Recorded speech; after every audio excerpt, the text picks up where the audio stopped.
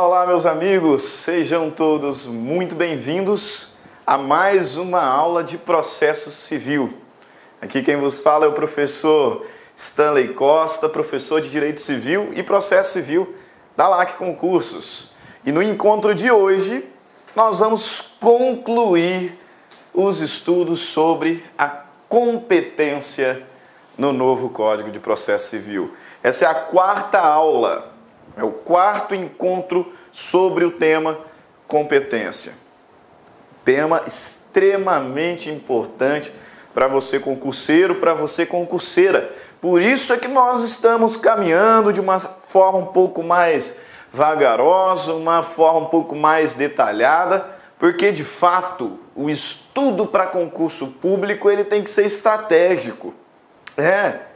Nós temos que ter uma estratégia de preparação. E uma dessas estratégias é justamente saber escolher aqueles temas que são mais cobrados. Temas que demandam maior aprofundamento, tema que demanda maior preocupação, mais tempo de dedicação.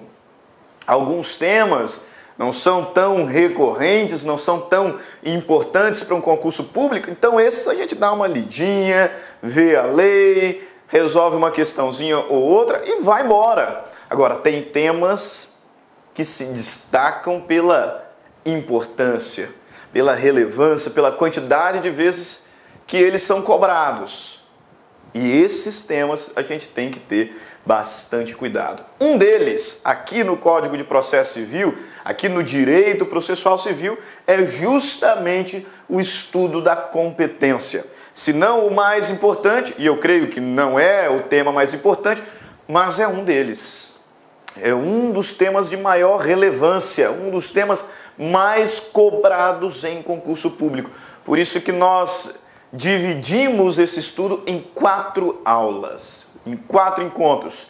E esse é o último encontro sobre competência. Lá na primeira aula, nós falamos sobre o conceito de competência, diferenciando-o de jurisdição. Nós também falamos sobre os limites da jurisdição nacional. Contexto onde estudamos as regras de competência internacional exclusiva, competência internacional concorrente e a ação de homologação de decisão estrangeira. E terminamos a primeira aula falando sobre a organização do Poder Judiciário à luz dos artigos da Constituição Federal. Na segunda parte, trabalhamos então o tema da cooperação internacional. Isso, cooperação internacional. Identificamos o conceito, os princípios fundamentais que devem ser observados na cooperação internacional. Identificamos também uma regra necessária à cooperação internacional, que é a regra da existência de uma autoridade central. E aqui no Brasil, quem faz as vezes dessa autoridade central, como regra, é o Ministério da Justiça.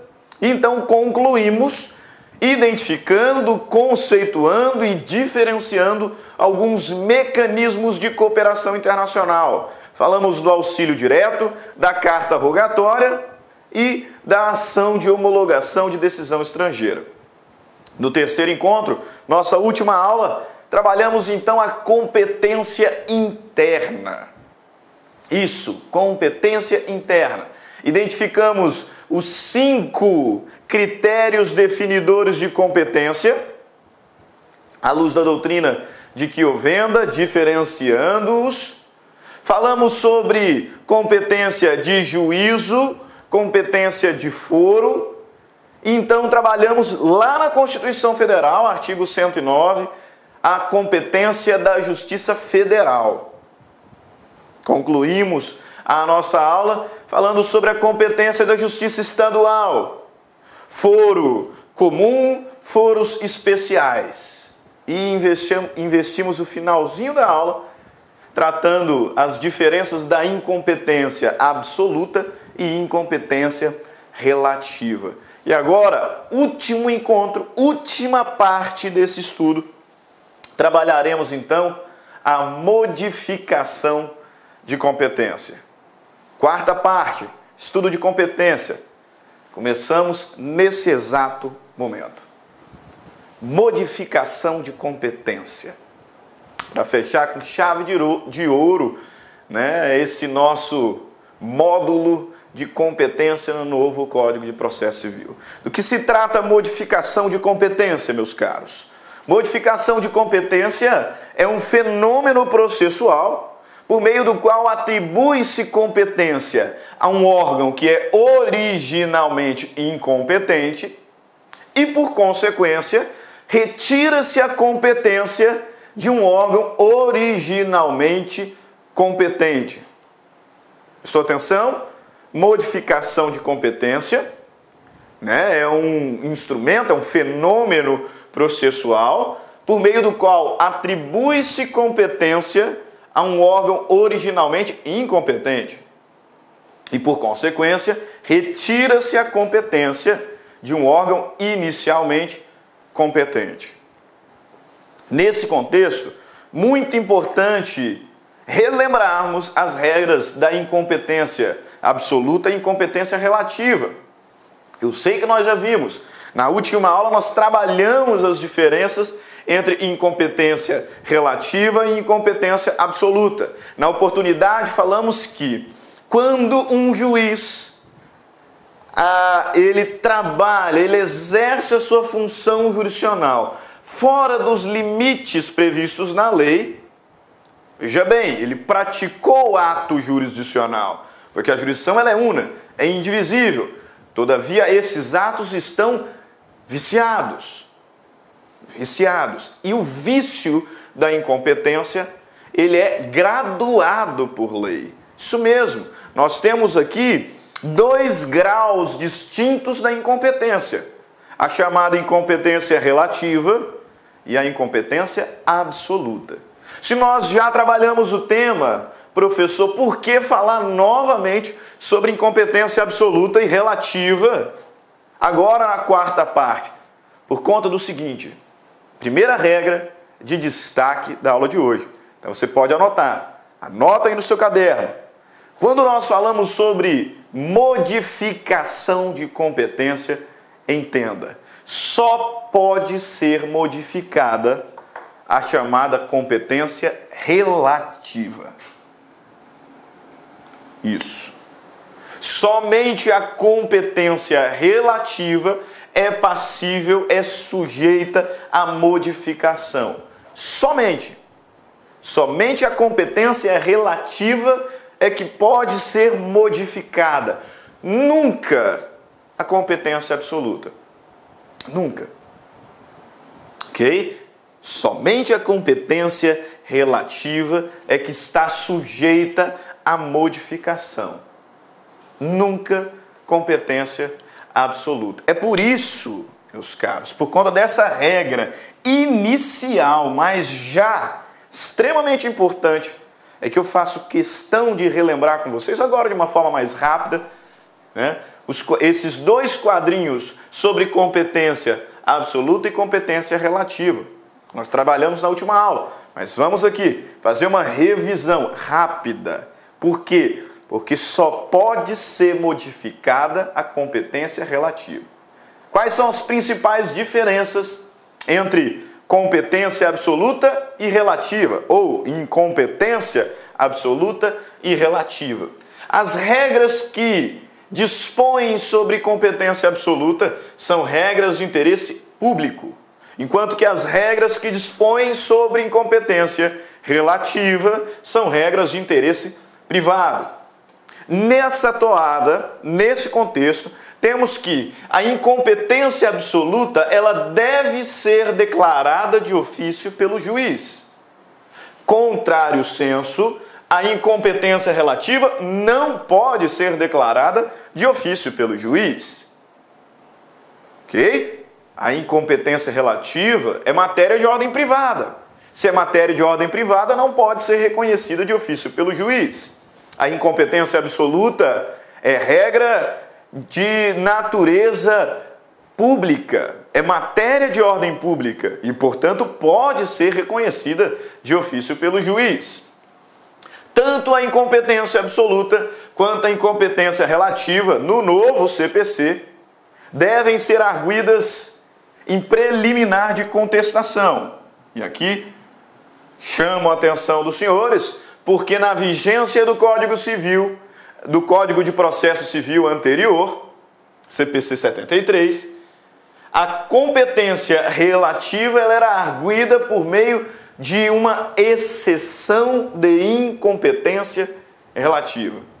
Isso mesmo, nós tínhamos um instrumento processual exclusivamente utilizado para a arguição de incompetência relativa.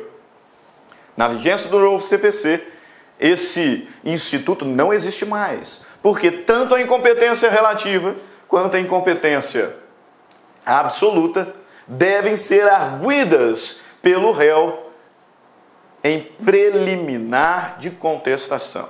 Em preliminar de contestação. Outra diferença, a incompetência absoluta não está sujeita à preclusão. Isso significa que, se eventualmente o juiz não reconheceu a incompetência absoluta de ofício e o réu não a alegou em preliminar de contestação, a incompetência absoluta pode ser reconhecida a qualquer momento e grau de jurisdição, porque o tema não está sujeito à preclusão. Diferentemente, a incompetência relativa, que não pode ser reconhecida de ofício pelo juiz e deve ser arguida pelo réu em preliminar de contestação. Nesse caso, se o réu não se valer da contestação para arguir incompetência relativa, ele não poderá fazê-lo futuramente. Por quê? A incompetência relativa está sujeita à preclusão. Ela deve ser alegada no momento oportuno, e o momento oportuno é a contestação. Se não for alegado na contestação, nós falaremos que a competência do juízo foi prorrogada. E aí, primeira expressão que a gente vai utilizar daqui a pouco. Nós vamos falar da modificação de competência pela prorrogação. E a prorrogação ela acontece justamente nessa hipótese, onde o réu deveria ter alegado a incompetência relativa e não o fez. Então, aquele juízo que era originalmente incompetente torna-se competente para o julgamento da lide. Ok? Outra diferença, a incompetência absoluta, ela não pode ser modificada pela vontade das partes. Isso mesmo. Sendo norma de ordem pública, não há aqui discricionariedade no tocante à incompetência ou à competência absoluta. As partes não podem deliberar sobre as regras de competência absoluta. Diferentemente, no tocante à incompetência ou à competência relativa, essas regras podem ser modificadas por vontade das partes, por acordo das partes. Você está entendendo por que só a competência relativa é passível de modificação? Pegou? Aqui já tem duas formas de modificação de competência. A competência relativa pode ser modificada em razão da prorrogação. E pode ser modificada em razão de derrogação, por meio de cláusula de eleição de foro. Isso não acontece na competência absoluta. Pegou? Última diferença, para nós nesse momento não causa tanto efeito. A incompetência absoluta pode ser objeto de ação rescisória. A incompetência relativa não poderá. Mas, professor, como é que eu vou saber quando que eu estou diante de competência absoluta, quando que eu estou diante de competência relativa? Quadrinho aqui bastante didático para os nossos estudos. Você sabe que existem 5 critérios delimitadores de competência. Quais são esses critérios? Em razão da matéria, em razão da pessoa, critério funcional, critério territorial e em razão do valor da causa. Isso, 5 critérios definidores de competência. Alguns deles são critérios de competência absoluta. Quais são? Razão da matéria, pessoa e funcional, competência absoluta. Então, se o critério for em razão da matéria, em razão da pessoa, em razão da função, estou diante de competência absoluta. Isso significa, senhores, que a competência material, pessoal e funcional, ela não pode ser modificada. Porque nós acabamos de falar que apenas a competência relativa é passível de modificação. Se temos por certeza de que a competência material, pessoal e funcional são absolutas, então não cabe modificação nesse contexto. Os dois últimos critérios, competência em razão do território e em razão do valor da causa, esses dois critérios podem ser critérios de competência relativa. Em verdade, quase sempre, a competência territorial será relativa. Quase sempre. A competência de foro, que é o outro nome para a chamada competência territorial, será relativa. Quase sempre. Por quê? Porque o Código de Processo Civil nos traz uma exceção lá no artigo 47. Qual é essa exceção mesmo? Corretíssimo. As ações que envolvam direito real sobre bens imóveis, a competência é do foro da situação da coisa. E essa competência, ela é absoluta. Isso, artigo 47 nos diz que quando a ação versar sobre direito real imobiliário, a competência é do foro da situação da coisa. E essa competência, salvo algumas exceções, essa competência ela é absoluta. Na mesma toada, temos também que as ações possessórias, que não são ações reais. Posse não é direito real. Mas no mesmo contexto, as ações possessórias imobiliárias devem ser ajuizadas no foro da situação da coisa. E mais uma vez estamos diante de competência absoluta. Então, excepcionalmente, a competência territorial pode ser absoluta. Mas na regra geral, a competência territorial será relativa. Agora, no tocante ao valor da causa, que é um critério, falávamos, que nem sequer é previsto no novo CPC, existem menções. O legislador até fez algumas menções à competência definida em razão do valor da causa. Mas não é um critério realmente legislativo que o legislador postou lá no novo CPC. E esse critério, por vezes, é critério de competência relativa e outras vezes absoluta. Na verdade, já tem muitos doutrinadores no Brasil que defendem a tese de que, em razão do valor da causa, a competência será, em regra, absoluta e excepcionalmente relativa. Porque, de fato, hoje quase todos os exemplos que nós temos de competência definida em razão do valor da causa, ela é absoluta.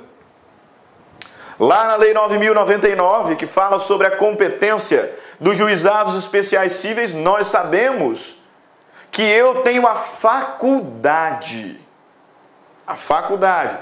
de ações até 40 salários mínimos, isso é apenas um dos critérios, distribuir no juizado especial cível.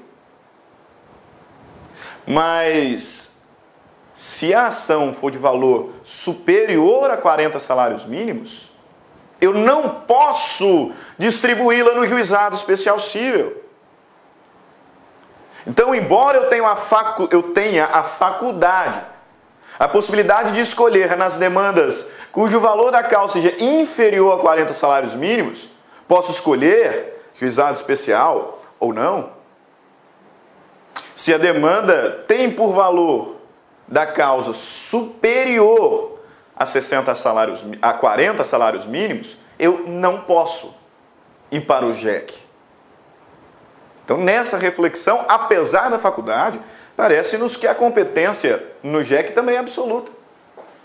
E se não for o caso, porque aqui há debate, certeza nós temos de uma coisa: a competência do JEF, do Juizado Especial Federal, e do JEFAS, Juizado Especial da Fazenda Pública, a competência desses dois órgãos é absoluta. Porque aí não há faculdade. Ações que se enquadrem na competência do JEF ou do JEFAS, que tem um valor da causa até 60 salários mínimos, obrigatoriamente deverão ser distribuídas no JEF ou no JEFAS. Então, competência em razão do valor da causa absoluta. Mas o legislador processualista reconhece que é possível que a competência definida pelo valor da causa seja também relativa. Por isso, do quadro, competência em razão da matéria, competência absoluta. Em razão da pessoa, competência absoluta. Em razão da função, competência absoluta. Em razão do território, regra geral, competência relativa. Tem exceção, mas regra geral é relativa. E competência definida em razão do valor da causa pode ser relativa ou absoluta, a depender do caso concreto. Gravou? Pois bem, só pode ser modificada a competência relativa. Grave isso, anote no seu caderno, de vermelho que seja, porque isso geralmente cai em concurso. É uma regra ainda introdutória, mas já importante. Só cabe modificação de competência relativa. Nunca competência absoluta. Ok? Antes de darmos sequência para o estudo das formas de modificação de competência, cabe-nos ainda relembrar as diferenças entre competência de foro e competência de juízo. Por que eu quero diferenciar novamente essas duas espécies? Porque vejam bem o conceito muito bom do doutrinador contemporâneo Marcos Vinícius Rios Gonçalves. Ele diz o seguinte: só pode haver modificação de competência de foro nos casos em que for relativa, que nós já constatamos, nunca competência de juízo, pois esta sempre será absoluta. Olha que conceito interessante e rico. Só que para entendê-lo, tenho que relembrar as diferenças entre competência de foro e competência de juízo. E aí entenda, foro é uma expressão que nos remete à ideia de circunscrição, de base territorial. Foro é a base territorial onde determinado órgão jurisdicional exerce as suas atribuições, exerce a sua função. Então, foro tem ideia de território. É por isso que, na Justiça Estadual, utilizamos como sinônimo de foro a expressão comarca. Isso, comarca, foro. Na Justiça Estadual, perfeito. Na Justiça Federal, seção, foro. Perfeito. São expressões que nos remetem à ideia de território. Por isso que, ao trabalharmos competência de foro, estamos falando especificamente sobre competência territorial.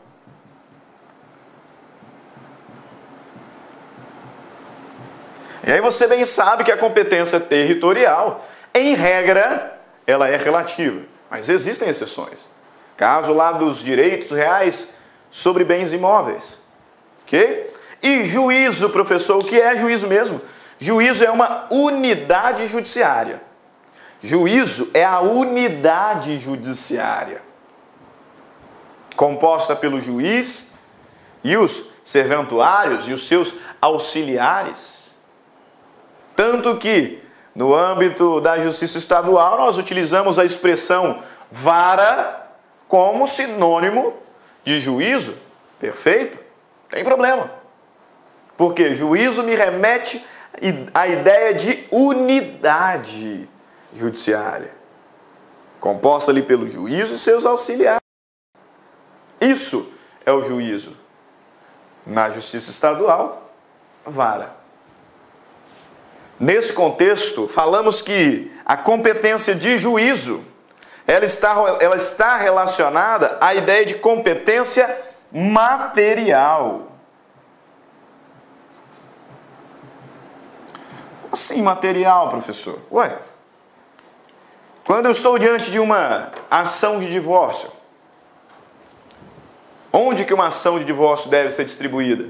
Numa vara de família. Não é isso? A competência de juízo, analisando a matéria que está sendo discutida, é da vara de família. Pegou a ideia? Por isso que, considerando o juízo como a unidade judiciária, essa unidade judiciária ela é definida de acordo com a matéria. Vara civil, vara criminal, vara de família e aí por aí vai. Nós estamos olhando o quê? A matéria. A matéria. Por isso, competência de juízo nos traduz a ideia de competência material. Agora, vem para o conceito do Marcos Vinícius Gonçalves. Leciona que só pode haver modificação de competência de foro, portanto, competência territorial.